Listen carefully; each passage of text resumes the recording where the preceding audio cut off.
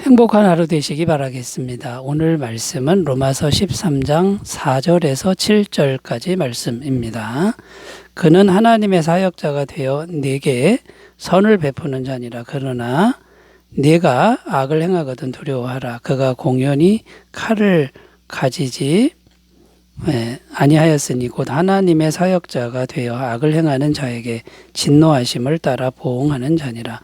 그러므로 복종하지 아니할 수 없으니 진노 때문에 할 것이 아니라 양심을 따라 할 것이라.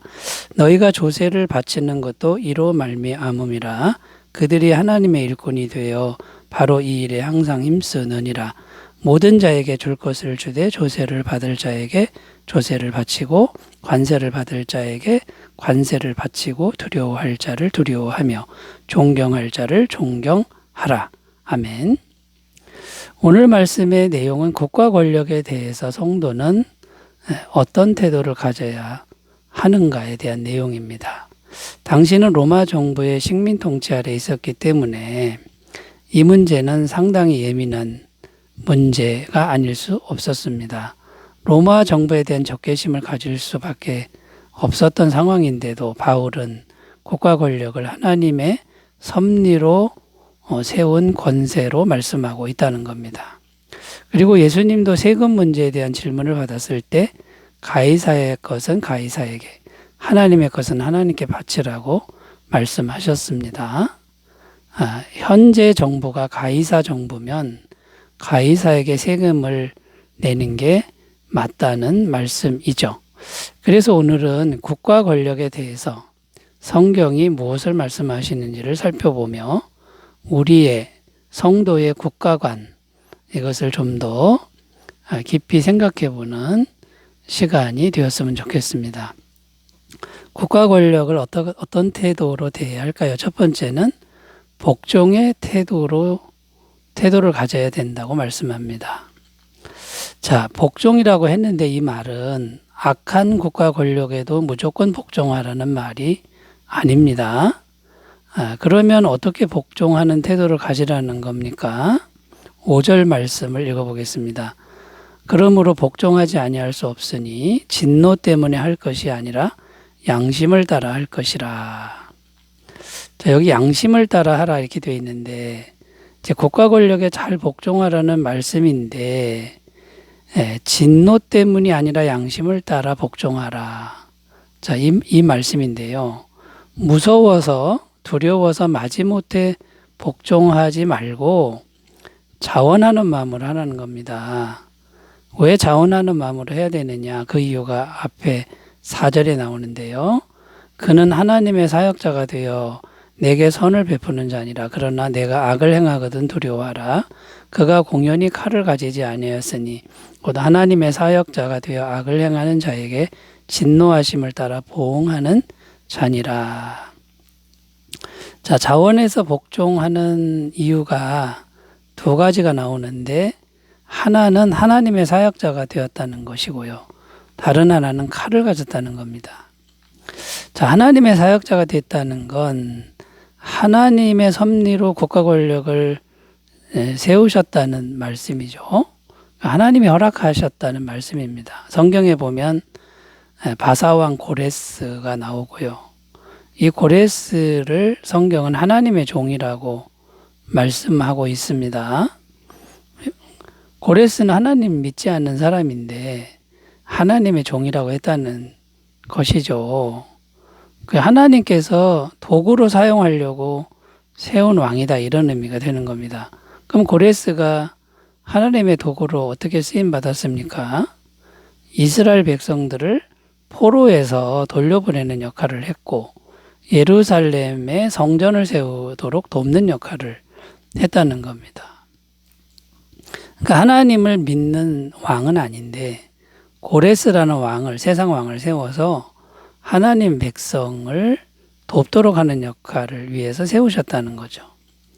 자, 그러니까 무슨 말입니까? 현재 로마 권력도, 로마 국가 권력도 하나님께서 하실 일이 있어서 세우셨다라는 겁니다. 이제 많은 학자들이 왜 로마 제국이 세워졌을까를 이제 조사해 보니까 로마가 이 길을 많이 잘 닦았습니다. 로마 제국을 통해서 복음 전파가 전 세계에 잘 퍼질 수 있었다라는 거죠. 지금 압제당하는 상황이지만 영혼을 구하는 복음 전파가 로마 정부 때문에 세계에 잘 퍼질 수 있었다라는 겁니다. 자, 그래서 복종하는 태도가 맞다는 것이고요. 둘째, 칼을 가졌다고 말씀하는데 쉽게 말해서 칼은 무력을 말합니다. 복종하지 않으면 칼을 당한다 이런 말인데요. 그러므로 조심하라. 복종하는 태도를 가져라. 이제 이런 말씀이 되는 겁니다. 자, 여기서 한 가지 더 생각해야 될 것은 양심을 따라 복종하라 이렇게 말씀하고 있는데 무슨 말이냐? 양심에 벗어나면 저항할 수 있다는 말씀과도 같은 말씀입니다. 양심에 따라 하는 것은 하나님 때문에 하는 건데 이 국가 권력이 하나님의 영역을 침범하거나 도가 지나칠 때는 저항해도 된다. 그게 양심인 거죠. 그런데 폭력적으로 하면 안 되는 겁니다. 폭력적으로 할 때는 양심이 손상을 입게 되기 때문에 항상 평화적인 방법으로 저항하라 이런 의미도 됩니다. 예수님도 그렇게 하셨고 수많은 선지자들도 저항은 했으나 폭력은 사용하지 않았다라는 것을 우리가 꼭 기억하셨으면 좋겠습니다. 자, 두 번째로 가보겠습니다. 국가 권력을 어떤 태도로 대할까요? 두 번째는 정직의 태도다. 정직함이다라는 거예요. 정직의 태도라는 것은 국가에 대한 의무를 정직하게 행하라는 겁니다. 예를 들어 세금 납부에 대해서 오늘 말씀에 언급하고 있는데 6절에 보면 세금을 잘 내라고 말씀합니다. 6절 너희가 조세를 바치는 것도 이로 말미암음이라 그들이 하나님의 일꾼이 되어 바로 이 일에 항상 힘쓰느니라. 자, 여기 보면 하나님의 일꾼이 되어 이렇게 되어 있는데 세금 걷는 일을 하는 사람들을 하나님의 일꾼이라고 말하는 겁니다. 어떻게 그렇게 말씀할 수 있는 걸까요? 국가를 세우신 분이 하나님이라면 국가를 존속해 하려고 노력하는 사람들은 마땅히 하나님의 일꾼으로 부를 수 있다는 겁니다. 세금은 어떤 겁니까? 국가를 존속시킬 수 있도록 하는 가장 중요한 요소입니다. 세금이 없으면 국가 존속은 없는 거죠. 그러면 국민들 어떻게 해야 됩니까? 국민들은 최소한의 국가가 없어지면 국민들은 최소한의 보호장치가 없는 아주 위험한 상태가 된다는 겁니다. 그런데 현재 로마 식민지 상태인데 그래도 세금을 내야 한다는 겁니다. 로마 정부가 있기 때문에 최소한의 보호장치가 마련됐다라는 것이죠. 물론 세금 내는 게 거부감이 듭니다. 부담스러운 것도 사실입니다만 그래도 현재 세워진 국가 권력에 납세의 의무를 다하는 것이 맞다는 겁니다. 정직하게 세금을 내라는 겁니다. 탈세하지 말고 그래야 국가가 존속이 된다는 거죠. 자, 그러면 영원히 그렇게 하라는 겁니까? 그렇지 않다는 겁니다. 구약 성경을 보면 바벨론의 이스라엘 나라가 망했지만 70년이 지나니까 회복되었습니다. 왜 망했고 왜 회복된 겁니까? 이스라엘이 하나님을 떠나니 망한 거고 이스라엘 백성이 하나님을 다시 찾으니 회복되었다라는 겁니다. 성경은 무엇을 말씀합니까? 모든 것이 하나님의 손안에 있다고 말씀합니다. 여러분, 어떤 상황이 오든지 정직함으로 살면서 항상 하나님을 잘 섬기는 그런 삶을 잘 사시기 바라겠습니다. 세 번째로 가겠습니다. 국가 권력을 대하는 태도. 세 번째는 뭘까요? 항상 국가를 위해 기도하는 태도라는 겁니다. 디모데전서 2장 1절에서 2절. 그러므로 내가 첫째로 권하노니 모든 사람을 위하여 간구와 기도와 도구와 감사를 하되 임금들과 높은 지위에 있는 모든 사람을 위하여 하라. 이는 우리가 모든 경건과 단정함으로 고요하고 평안한 생활을 하려 함이라.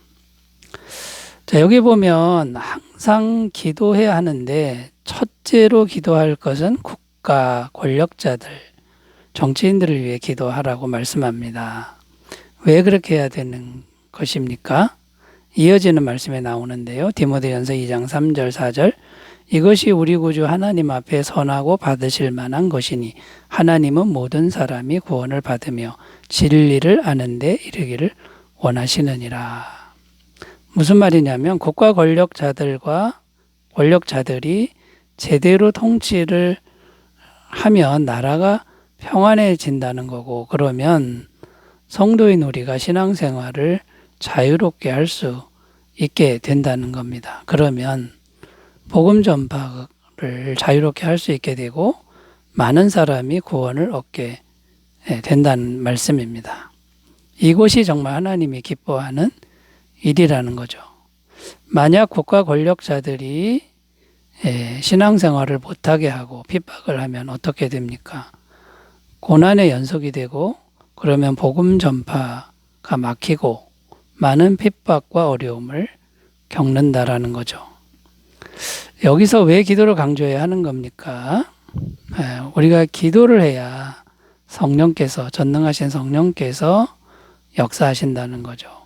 인간의 힘으로는 안 된다는 겁니다. 이 나라의 문제라는 것은 오직 하나님의 능력을 의지해서 계속해서 성도가 정치인들을 위해 기도해야 되는 겁니다. 복음 전파를 위해서 그렇게 해야 된다라는 거죠. 시편 22편 28절 나라는 여호와의 것이요 여호와는 모든 나라의 주제심이로다. 하나님 손에 달린 걸 믿고 오늘날 성도들은 정치인들, 권력자들을 위해 기도해야 됩니다. 역대하 7장 14절 내 이름으로 일컫는 내 백성이 그들의 악한 길에서 떠나 스스로 낮추고 기도하여 내 얼굴을 찾으면 내가 하늘에서 듣고 그들의 죄를 사하고 그들의 땅을 고칠지라.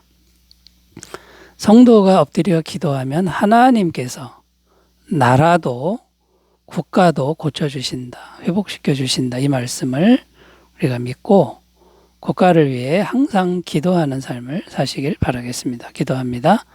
하나님 아버지, 국가 권력에 대한 바른 태도로 살게 하옵소서. 예수님의 이름으로 기도드립니다. 아멘. 행복하시기 바라겠습니다. 감사합니다.